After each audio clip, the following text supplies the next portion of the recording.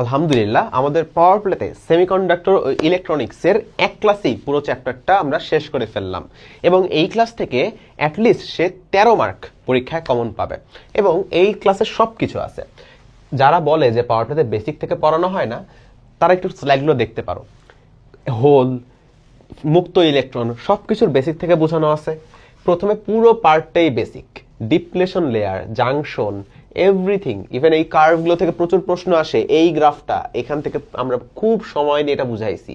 এরপরে বিভিন্ন ধরনের কনসেপ্ট ক্লিয়ারিং স্লাইড ছিল, আমাদের রেকটিফিকেশন ছিল, ফুল wave rectification, half wave rectification, প্রত্যেকটা বিন্যাসের প্রত্যেক ধরনের বিন্যাস ট্রানজিস্টর আমরা ধরে ধরে পড়ছি। সবগুলো ফর্মুলা ক্লাসের মধ্যেই রিভিশন করছি, প্রতিপাদন দেখাইছি। এরপরে আমরা ব্রুট ফোর্স মেথডে অঙ্ক করা শুরু করছি। অ্যাডমিশনের অঙ্ক, বুয়েটের অঙ্ক, কুয়েটের অঙ্ক, কোনো অঙ্কই বাদ নাই। আর সিকিউ, ভাই সিকিউ তো বলে শেষ করা যাবে না।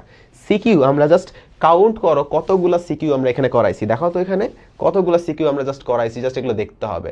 এবং ম্যাক্সিমাম সিকিউ পোলাপান আমার সলভ করার আগেই উত্তর বলে দিছে।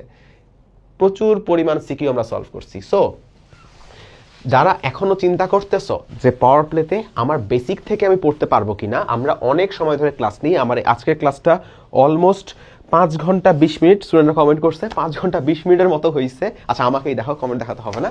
5 ঘন্টা 20 মিনিটের মতো হয়েছে। সো সময় নিয়ে আমরা ডেডিকেশন দিয়ে তোমাদের জন্য ক্লাস নেই। দেখতেছো এসি রুমের মধ্যে বইসা ঠান্ডার মধ্যে ক্লাস নিতেছি, আর তোমরা নিশ্চয়ই এটা মিস করতে চাও না। ভালো থেকো সবাই, আল্লাহ হাফেজ, দেখা হবে নেক্সট ক্লাসে।